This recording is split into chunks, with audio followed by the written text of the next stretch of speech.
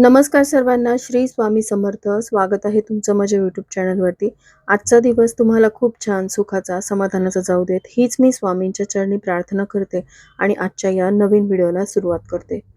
यंदाची महाशिवरात्री केवळ एक सण नसून आध्यात्मिक शक्तीचा मोठा स्रोत ठरणार आहे.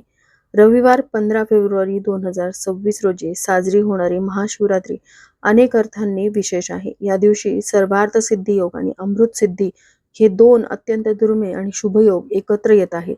ज्योतिषशास्त्रामध्ये या योगांना कोणतेही शुभ कार्य करण्यासाठी आणि इच्छापूर्तीसाठी सर्वोत्तम मानले जाते. पौराणिक मान्यतेनुसार महादेव नेहमी ध्यानमग्न असतात, परंतु महाशिवरात्रीच्या या पवित्र मुहूर्तावर ते आपल्या भक्तासाठी ध्यानावस्थेतून बाहेर येतात. या दिवशी शिव अत्यंत जागृत अवस्थेत असतात, त्यामुळे भक्तांनी केलेली थोडीशी सेवा आणि आर्धसाथ थेट महादेवापर्यंत पोहोचते. ज्या दाम्पत्यांना संतान सुखाची अपेक्षा आहे किंवा ज्यांच्या मनामध्ये काही विशेष इच्छा आहे, त्यांच्यासाठी हा दिवस एक सुवर्ण संधीच मानला जातोय. तर या शुभ मुहूर्तावरती महादेवांची कृपा मिळवण्यासाठी काही खास उपाय केले जातात. तर असाच एक अत्यंत प्रभावी उपाय जो तुम्हाला महाशिवरात्रीच्या दिवशी करायचा आहे, तो उपाय म्हणजे 15 फेब्रुवारी रोजी आलेल्या महाशिवरात्रीच्या दिवशी तुम्ही उपवास नाही केला, व्रत नाही केलं तरी चालेल. फक्त या झाडांना तुम्हाला स्पर्श करायचा आहे. असं केल्याने घरामध्ये अखंड लक्ष्मी नांदेल, 7 पिढ्यांचं दारिद्र्य नष्ट होईल, घरामध्ये सुख समृद्धी येईल. तर हा उपाय कशा प्रकारे करायचा आहे, कोणत्या अशा शुभ झाडांना तुम्हाला स्पर्श करायचा आहे, याबद्दलची संपूर्ण माहिती जाणून घ्यायची असेल तर व्हिडिओ स्किप न करता शेवटपर्यंत बघा. चॅनलवरती पहिल्यांदा आला असाल तर सबस्क्राईब करा आणि असेच नवनवीन माहितीपूर्ण व्हिडिओ बघण्यासाठी बेल आयकॉनलाही क्लिक करा. त्यामुळे जेव्हाही मी नवीन व्हिडिओ अपलोड करेल तेव्हा त्याचं नोटिफिकेशन सर्वात आधी तुम्हाला मिळेल आणि तुम्ही माझा एक पण व्हिडिओ मिस करणार नाही. आणि हो, त्याचबरोबर हाईप बटनलाही प्रेस करायला विसरू नका. चला तर मग जास्त वेळ न घालवता व्हिडिओला सुरुवात करूया. तर महाशिवरात्रीचा हा सण दोन महत्त्वाच्या कारणामुळे खूप खास असणार आहे. या तिथीला महादेवांनी देवी पार्वती सोबत विवाह केला होता आणि दुसऱ्या मान्यतेनुसार महाशिवरात्रीच्या दिवशी भगवान शिव याच दिवशी प्रथम प्रकट झाले होते. शिव हे ज्योतिर्लिंगाच्या स्वरूपामध्ये प्रकट झाले होते. शिवरात्रीच्या दिवशी 64 वेगवेगळ्या ठिकाणचे शिवलिंगाचे दर्शन झाले. या दिवशी महादेवांची पूजा केल्याने आपल्यावर येणारी सर्व संकट दूर होतात, अशी देखील एक धार्मिक श्रद्धा आहे. भोलेनाथ हे नावाप्रमाणे साधे भोळे आहेत. साधे जल जरी आपण अर्पण केले तरी देखील ते प्रसन्न होतात. असे असले तरी देखील महाशिवरात्रीला महादेवांची, भगवान भोलेनाथांची विशेष कृपा पाहिजे असेल तर महादेवांचं विधिवत पूजन आपल्याला करायचं आहे. मान्यतेनुसार या दिवशी पृथ्वीवरील प्रत्येक शिवलिंगामध्ये महादेवांचा साक्षात वास असतो. त्यामुळे या दिवशी केलेल्या पूजेचं विशेष असं फळ आपल्याला मिळत असतं. त्यामुळे महाशिवरात्रीच्या दिवशी आपल्याला पहाटे लवकर उठायचं आहे. उठल्यानंतर सर्वप्रथम घराची स्वच्छता करायची आहे. स्वच्छ स्नान करून स्वच्छ पांढरे वस्त्र परिधान करून प्रथम सूर्यनारायणाला जल अर्पण करायचं आहे. महादेवांसमोर व्रताचा संकल्प करायचा आहे. या दिवशी तुम्हाला शक्य असल्यास निर्जला व्रत करा किंवा तुम्ही फलाहार घेऊन व्रत करू शकता. अगदी ज्यांना व्रत करणं शक्य नाही त्यांनी ओम नमः शिवाय या मंत्राचा जप केला तरी सुद्धा चालेल. आता महादेवांची विशेष पूजा करताना तुमच्या घरामध्ये असलेल्या शिवलिंगाला तुम्हाला पंचामृताने स्नान घालायचं आहे. तसेच त्यांना चंदनाचा किंवा भस्माचा टिळा लावायचा आहे. बेलपत्र, धोत्र्याचे फळ, फूल अर्पण करायचे आहे. पांढरी फुलं, गोकर्णाचे निळे फूल भेटले तर ते सुद्धा महादेवांच्या शिवपिंडीवरती अवश्य अर्पण करा. यानंतर सर्वात शेवटी आरती करत असताना आपण देवांना मिठाईचा नैवेद्य दाखवू शकतो किंवा तुम्ही दही भाताचा नैवेद्य अवश्य दाखवा, कारण दही भात महादेवांना अत्यंत प्रिय आहे. तर असं हे विधिवत पूजन झाल्यानंतर तुम्हाला महाशिवरात्रीच्या दिवशी काही झाडांना स्पर्श करायचा आहे, जेणेकरून तुमच्या आयुष्यातील, जीवनातील सर्व अडचणी, संकट, दुःख, नकारात्मकता दूर होऊन तुमच्या घरामध्ये सुख समृद्धी, शांती, आनंद नांदेल, धनसंपत्ती, ऐश्वर्य लाभेल. धार्मिक श्रद्धेच्या आधारे अशी काही झाडं आहेत ज्यांची पूजा करण्यासाठी महाशिवरात्री अत्यंत महत्त्वाची तिथी मानली जाते. या 5 झाडांची पूजा आपण महाशिवरात्रीच्या दिवशी नक्कीच करू शकतो. कारण बघा, रोजच्या धावपळीच्या युगामध्ये आपल्याला रोजच या झाडांचं किंवा वृक्षाचं पूजन करणं शक्य होत नाही. परंतु अशा काही विशिष्ट तिथींवरती आपण या शुभ वृक्षांची किंवा झाडांची पूजा, सेवा, उपासना केल्यामुळे आपल्याला त्याचं फळ जे असतं तर ते दुप्पट मिळत असतं. आपल्या घरामध्ये असलेलं दुःख, दारिद्र्य, काही नकारात्मकता असेल तर ती दूर होते. महाशिवरात्रीला ज्या पहिल्या झाडाला तुम्हाला स्पर्श करायचा आहे ते म्हणजे धोत्र्याचं झाड. या धोत्र्याच्या झाडाचं फळ किंवा फूल तुम्हाला महादेवांना अर्पण करायचं आहे. महादेवांना धोत्र्याचं फळ असेल, फूल असेल, बेलाची पानं असतील, भांग असेल तर ते अर्पण केलं जातं. असं केल्याने महादेव लवकर प्रसन्न होतात आणि संपूर्ण पूजेमध्ये धोत्र्याचं फळ किंवा फूल असणं अनिवार्य असतं.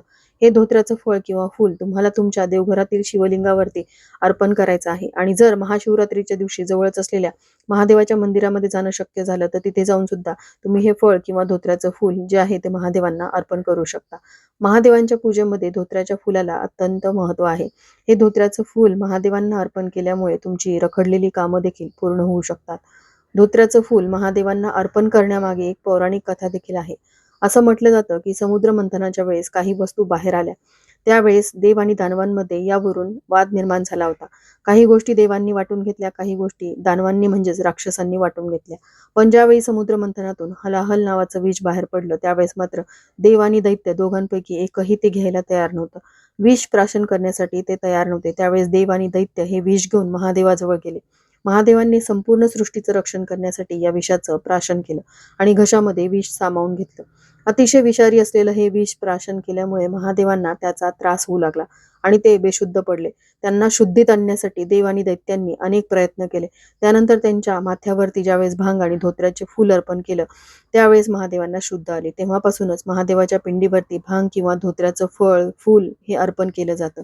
याशिवाय धोत्र्याचं फूल महादेवांना अर्पण करण्यामागे अजून एक पौराणिक कथा अशी आहे. महादेव जे आहेत ते कैलास पर्वतावरती ध्यान आणि तपश्चर्या करत असतात आणि कैलास पर्वतावरती असलेली थंडी आणि त्या थंडीमध्ये त्यांना थोडासा उबदारपणा लाभावा यासाठी त्यांना भांग आणि धोत्र्याचं फूल जे आहे तर ते अर्पण केलं जातं. त्यामुळे त्यांना तिथल्या थंडीमध्ये थोडासा उबदारपणा मिळतो. म्हणून याचं महत्त्व आणखीनच वाढलेलं आहे. बघा, महाशिवरात्रीच्या दिवशी या धोत्र्याच्या फुलाचा फळांचा आपल्याला स्पर्श करून आपली मनोमन इच्छा व्यक्त करायची आहे. ही इच्छा व्यक्त करत असताना महादेवांना ती इच्छा पूर्ण करण्यासाठी प्रार्थना करायची आहे. असं केल्याने आपल्या घरामध्ये असलेल्या आर्थिक समस्या, पैशांसंबंधितच्या समस्या ज्या काही असतील तर त्या संपूर्णपणे नष्ट होतील. त्याचबरोबर तुमच्या घरामध्ये आर्थिक स्थैर्य नांदायला लागेल. महादेवांची विशेष कृपा तुमच्या घरावरती राहील.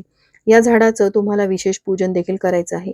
अखंड लक्ष्मी प्राप्तीसाठी या झाडाला तुम्हाला हळदी, कुंकू, अक्षदा, फूल अर्पण करायचं आहे. धूप दीप ओवाळून घ्यायचा आहे. शुद्ध गाईच्या तुपाचा दिवा देखील या झाडाखाली प्रज्वलित करायचा आहे. असं केल्यामुळे तुमच्या मनातील कठीणातील कठीण इच्छेची पूर्तता होते अशी देखील मान्यता आहे. त्यानंतर दुसऱ्या ज्या झाडाला तुम्हाला महाशिवरात्रीच्या दिवशी स्पर्श करायचा आहे ते झाड म्हणजे शमीचं झाड. शमीच्या झाडामध्ये भगवान शिवशंकरांचा वास असतो अशी देखील मान्यता आहे. शमीच्या झाडाखाली भगवान शिव आणि देवी पार्वतीचा विवाह झाला होता. म्हणूनच शमीच्या झाडाला हिंदू धर्मामध्ये अतिशय पवित्र आणि पूजनीय मानलं जातं. यासाठी तुम्हाला एक कलश भरून पाणी घ्यायचं आहे. त्या पाण्यामध्ये 1 चमचा कच्चं दूध टाकायचं आहे. त्यानंतर चिमूटभर हळद, कुंकू, अक्षदा, फूल, धूप दीप घ्यायचा आहे आणि हे सर्व साहित्य घेऊन तुम्हाला शमीच्या झाडाजवळ जायचं आहे. तिथे गेल्यावर तुम्हाला त्या कलशातील पाणी शमीच्या वृक्षाला अर्पण करायचं आहे. दिवा प्रज्वलित करून धूप दीप अगरबत्ती ओवाळून घ्यायची आहे आणि त्या झाडाला स्पर्श करून तुमची मनोमन इच्छा व्यक्त करायची आहे. असं केल्याने तुमच्या मनातील कठीणातील कठीण इच्छेची पूर्तता होते. महादेवाची विशेष कृपा तुम्हाला प्राप्त होते. साक्षात महादेवांचा वास असलेल्या शमीच्या झाडाची पूजा केल्याने त्यामध्ये असलेल्या दैवी शक्तीचा आपल्याला आशीर्वाद लाभतो आणि आपल्या कठीणातील कठीण इच्छेची पूर्तता देखील होते. त्यासोबतच शमीच्या झाडाची पानं देखील आपल्या देवघरातील शिवलिंगाला अर्पण करायची आहेत. कारण की एक शमीचं पान हे 10 बेलपत्रा समान असतं. त्यामुळे जर तुम्हाला शमीचं पान मिळालं तर नक्कीच तुम्ही ते अर्पण करायला विसरू नका. हिंदू धर्मामध्ये शमीचं झाड हे अत्यंत पवित्र आणि पूजनीय मानलं जातं. शमीच्या झाडाची पूजा केल्याने मोक्ष प्राप्ती मिळते आणि जन्ममृत्यूच्या फेऱ्यातून मुक्ती मिळते अशी देखील मान्यता आहे. शमीच्या झाडाची पूजा केल्याने संतती प्राप्ती होते. त्यामुळे बऱ्याचशा स्त्रियांना खूप वर्षापासून मूलबाळ होत नाही. त्यांनी जर महाशिवरात्रीच्या दिवशी शमीच्या वृक्षाचं पूजन केलं तर त्यांना संतती प्राप्तीचे योग जुळून येऊ शकतात. यासोबतच शमीच्या झाडाची पूजा केल्याने चांगलं आरोग्य लाभतं. यासोबतच धन, धान्य, समृद्धी, सुख कशाचीही कमतरता राहत नाही. शमीच्या झाडाला पाणी अर्पण केल्याने तुम्हाला चांगलं आरोग्य लाभतं. तुमच्या सर्व शारीरिक व्याधी संपूर्णपणे नष्ट होतात. आर्थिक भरभराटीसाठी, घरामध्ये अखंड लक्ष्मी प्राप्तीसाठी शमीच्या झाडाला तुम्हाला महाशिवरात्रीच्या दिवशी स्पर्श करायचा आहे. जितकं महत्त्व तुळशीच्या पूजनाला आहे तितकंच महत्त्व शमीच्या झाडाच्या पूजेला देखील आहे. त्यामुळे जर शक्य झालं तर महाशिवरात्रीच्या दिवशी तरी तुम्ही शमीच्या झाडाचं विशेष पूजन करून देवी लक्ष्मीची सुद्धा कृपा प्राप्त करून घ्यायची आहे. त्यानंतर तिसरं महत्त्वाचं झाड म्हणजे जे भगवान शिवशंकरांना अत्यंत प्रिय आहे ते म्हणजे बेलपत्राचं. बेलपत्राचं महाशिवरात्रीला तसंच कोणत्याही श्रावण सोमवारी किती महत्त्व आहे आपल्या सर्वांनाच माहिती आहे. हिंदू धर्मामध्ये बेलाच्या झाडाला विशेष महत्त्व आहे. शिवशंकरांना बेलाचं झाड अत्यंत प्रिय आहे. बेलाचं पान म्हणजे त्रिफळा पान, ज्यामध्ये भगवान शिव, ब्रह्मा आणि विष्णू यांचा वास असतो अशी देखील मान्यता आहे. बेलपान जे आहे ते ब्रह्मा, विष्णू, महेश यांच्या 3 डोळ्यांचं सूचित करतं. हे 3 डोळे म्हणजे बुद्धी, ज्ञान आणि निर्णय क्षमता अशी ही मान्यता आहे. शिवमहापुराणामध्ये बेलाच्या झाडाच्या पूजेचं विशेष महत्त्व सांगितलं जातं. बेलाच्या झाडाचं पूजन फक्त मानवच नाही तर देवी देवता देखील करू शकतात. इतकं महत्त्व बेलाच्या झाडाला आहे.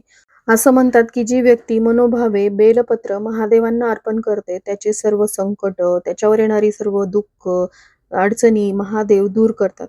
बेलाचं पान हे महादेवांची ऊर्जा आपल्याकडे आकर्षित करण्याचं काम करतं. त्यामुळेच जर तुम्हाला नोकरीमध्ये यश मिळत नसेल, व्यवसायामध्ये काही अडचणी येत असतील, म्हणजेच नोकरी प्राप्तीसाठी तुम्ही खूप प्रयत्न करताय, तर बेलाच्या झाडाची पूजा केल्याने तुमचे नोकरी प्राप्तीचे योग जुळून येऊ शकतात. व्यवसायामध्ये तुम्हाला यश मिळू शकतं.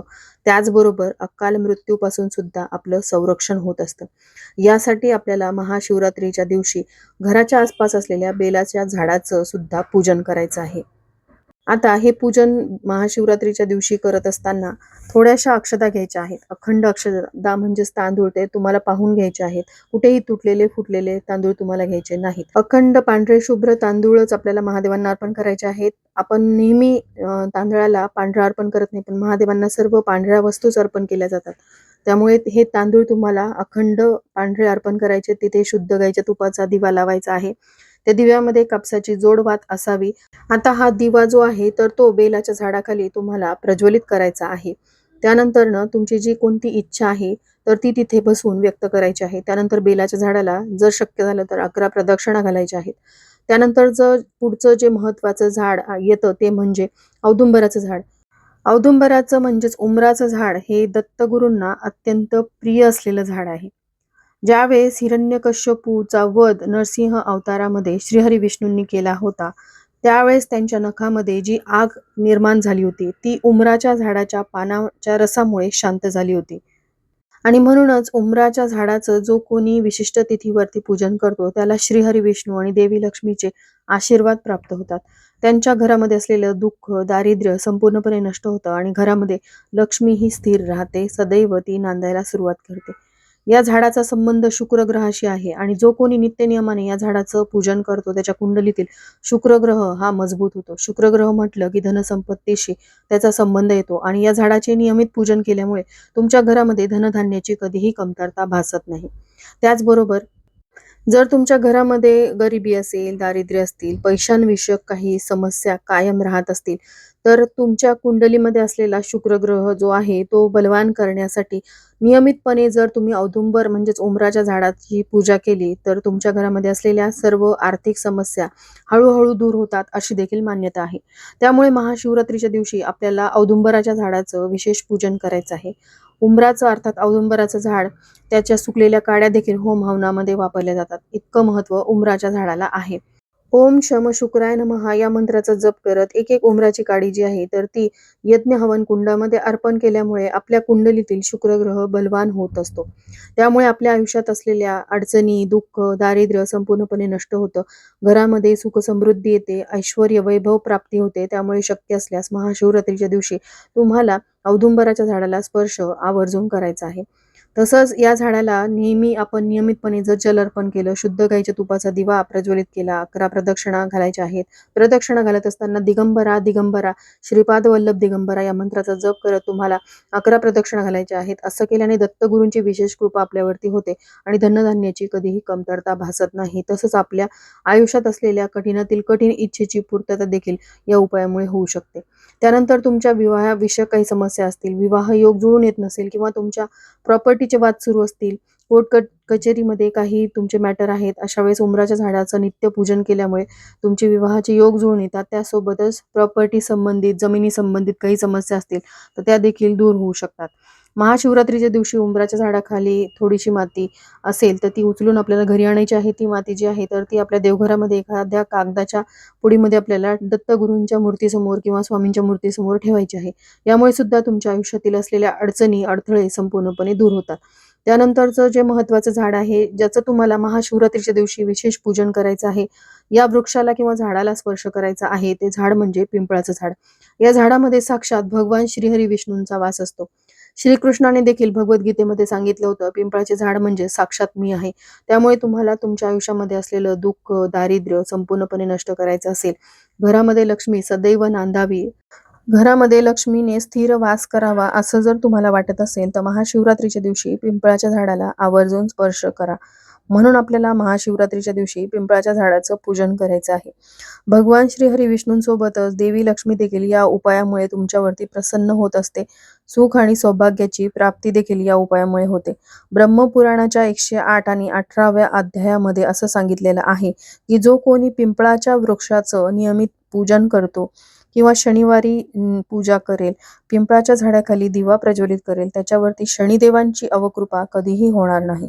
स्वतः शनिदेवांनी असं वरदान भक्तांना दिलं होतं, जो कोणी पिंपळाच्या झाडाची पूजा करेल, त्याच्यावरती माझी कृपा सदैव राहील, त्याच्या सर्व दोषांपासून मुक्तता होईल. म्हणूनच आपल्याला महाशिवरात्रीच्या दिवशी पिंपळाच्या झाडाचं पूजन जे आहे ते करायचं आहे. हिंदू धर्मामध्ये पिंपळाचं झाड हे अत्यंत पवित्र, पूजनीय मानलं जातं. पिंपळाच्या झाडाच्या मुळाशी विष्णूंचा वास आहे आणि त्यानंतर फांद्यामध्ये ब्रह्मा आणि झाडाच्या अगदी टोकाशी म्हणजेच महेश या महादेव यांचा वास आहे. पानामध्ये देवी पार्वती म्हणजेच लक्ष्मीचा वास आहे अशी मान्यता आहे. म्हणूनच महाशिवरात्रीच्या दिवशी आपल्याला पिंपळाच्या झाडाला स्पर्श करायचा आहे. पिंपळाच्या झाडाचे विशेष पूजन करायचं आहे. यासोबतच जर तुम्हाला प्रखर पितृदोष असेल, जीवनातील सर्व समस्यांपासून मुक्ततेसाठी पिंपळाच्या झाडाचं तुम्हाला महाशिवरात्रीच्या दिवशी पूजा करायची आहे. याशिवाय पापकर्मापासून सुद्धा पिंपळाच्या झाडाच्या पूजेने मुक्ती मिळते आणि देवी लक्ष्मी देखील प्रसन्न होते. कारण देवी लक्ष्मीला तिच्यापेक्षाही अधिक प्रिय श्रीहरी विष्णूंची सेवा आहे. त्यांचं निवासस्थान असलेल्या या पिंपळाच्या झाडाचं पूजन केल्यामुळे देवी लक्ष्मीची विशेष कृपा आपल्यावरती राहते. पिंपळाच्या झाडाला जल अर्पण करून दिवा प्रज्वलित केल्याने तुम्हाला शनी दोषापासून मुक्ती मिळते. यासोबतच कठीणातील कठीण इच्छेची पूर्तता देखील होते. तुमच्या आयुष्यात असलेल्या शत्रूचाही नाश होतो अशी देखील मान्यता आहे. तसंच याचं पूजन नियमितपणे केल्याने कालसर्प दोष देखील शांत होतो. पिंपळाच्या झाडाची पूजा करण्यासाठी आपल्याला एक कलश भरून पाणी घ्यायचं आहे. कलशामध्ये थोडंसं कच्चं दूध टाकायचं आहे. थोडेसे काळे तीळ टाकायचे आहेत. त्यानंतर मोहरीच्या तेलाचा किंवा शुद्ध गाईच्या तुपाचा दिवा घ्यायचा आहे. हे सर्व साहित्य घेऊन तिथे जायचं आहे. सगळ्यात आधी पिंपळाच्या झाडाला आपल्याला जल अर्पण करायचं आहे. त्यानंतर तुम्हाला हळदी कुंकू अर्पण करायचं आहे. अक्षदा, फूल, धूप, दीप ओवाळून तुमच्या मनातील कठीण इच्छा तिथे व्यक्त करायची आहे. इच्छापूर्तीसाठी भगवान श्रीहरी विष्णूंकडे प्रार्थना करायची आहे. आता या सर्व झाडांपैकी कोणतं झाड तुमच्या घराच्या आसपास असेल, तर त्या झाडाला तुम्ही अवश्य स्पर्श करायचा आहे आणि त्याचं पूजन तुम्हाला नक्की करायचं आहे. हा व्हिडिओ तुम्हाला आवडला असेल, थोडा जरी हेल्पफुल वाटला असेल, तर जास्तीत जास्त व्हिडिओला शेअर करा, व्हिडिओला लाईक करा, चॅनलला सबस्क्राईब करा. श्री स्वामी समर्थ.